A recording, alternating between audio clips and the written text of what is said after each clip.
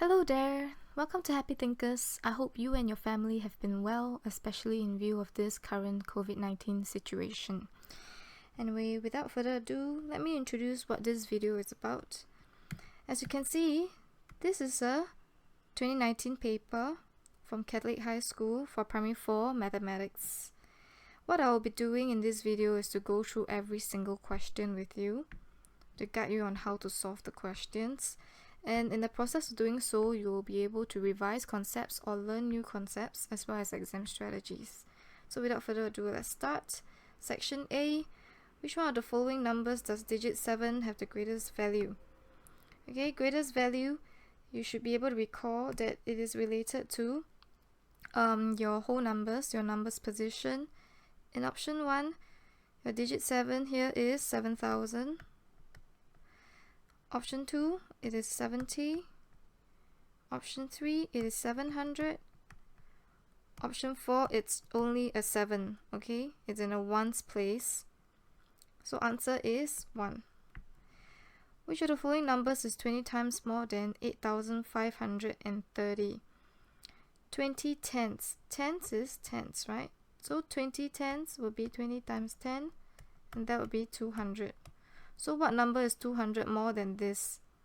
So you use the number given and add 200 to it. You will get 8,730. So option 4. Which of the following numbers when rounded to the nearest thousand becomes 29,000? So you use 28,000. Okay. 450. When you round it to the nearest thousand, it will be 28,000. Because this is a 4, you round down. The second option, 28,045. Again, it will be rounded to 28,000. Alright. 29,045. This one to the nearest thousand, it will give you 29,000. Because why? When you want to round to the nearest thousand, you look at the next number on its right, which is the 100. In this case, it has a 0 for 100, so definitely it will round down. 29,540. Rounded to the nearest thousand, the 5 will be rounded up, so it will become 30,000. So answer is 3. Look at the number line below. The number line is marked at equal intervals. What is the value of x? So you can see this is 75,000 and 8,500. And how many intervals are there? 1, 2, 3, 4, and 5 intervals. So in other words, the difference between 85,000 and 75,000 is 10,000. And 10,000 is for 5 intervals. Alright, so the question is asking for x, which is 3 intervals away from 75,000. Okay, so 3 intervals would be 10,000 divided by 5 times 3, which will give me 6,000. 75,000 plus 6,000 will give me 81,000. So answer is 3. Alright. And if you want to double check your working, 81,000 is here, right? At this point, if you can see this 81,000, which is over here, if I add another 2,000, which is for 1 interval, I'll get 83,000. I add another 2,000, I'll get 85,000. Next question. So you can see this is 10,000. Alright, there's 7 of them. 7 times 10,000 will be 70,000. 3 times 100 give me 3. Okay, let me rewrite this part. It will give me 300. And 2 times 1, which gives me a 2 here. So if I see just this part and I add them up, it will give me 70302, which is number 4. Now this question, which of the following is not a common factor of 42 and 48? So for 42, what are your factors? You have 1 times 42, 2 times 12, oh sorry, 21, not 12, 3 times 14, 4 times, I guess,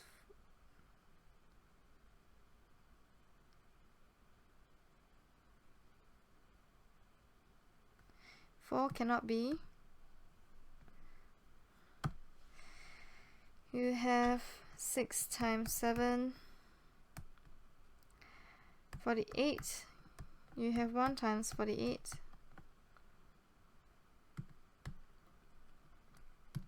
So as you can see, the factors are 1, 2, 3, 6, 7, 14, 21, and 42. Okay, let's look at 48 now. 1 times 48, 2 times 24, 3 times 16, 4 times 12. What else is there? I think there's nothing else. Oh wait, 6 times 8. Okay, so the factors are 1, 2, 3, 4, 6, 8, 12, 16, 24, 48. So which one is not a common factor? The answer is 8. Can take a pause if you still don't really get it. If it's too fast, take a pause, think about it. Which of the following is another way to name angle A? Here. So you can name it KLM or MLK, as long as you have the L in the middle, which represents this. So what's the answer? Answer is 2. In the figure below, ABCD is a rectangle. Find angle Z. Angle Z is here. So if it's a rectangle, you know your properties of a rectangle. All sides, or rather all sides are the, sorry, can't erase it. All angles are 90 degrees, or all 4 angles are 90 degrees. So angle Z is basically angle ABC minus 25, which is angle ABC, as you can tell, is already 90. So answer is 65. Number 3. As you can see this question, 3 over 4 of a complete turn. What's a complete turn? Complete turn is like this. 360 degrees. If I cut it into quarters, 1 quarter is 90. 2, this is 180.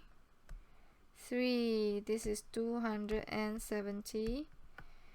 So 180 degrees, sorry. So this is 270.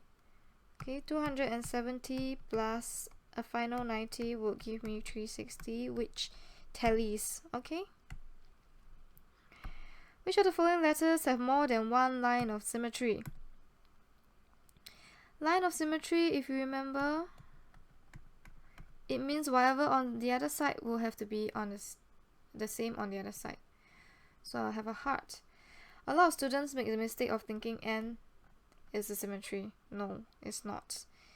If I cut here, if I have this on my left side, I should have this on my right side. If I have this on my left side, my right side, I should have this on my left side. So n is not a line, it's not a symmetrical figure. A lot of students make that mistake. Okay, let's look at the question now. So T, it has a line of symmetry, right? This is the line of symmetry. H also has over here, and here. T doesn't have more line of symmetry already. E has one here, yes. That's it. You cannot cut down vertically because it won't be symmetrical anymore. If you cut down the E vertically, you should have something like that. Okay, ignore this one. You should have something like that. Or you should have something like that. Okay, so E is not symmetrical. Let's look at M. Okay, M, we have one symmetrical line here. That's it. So answer is H.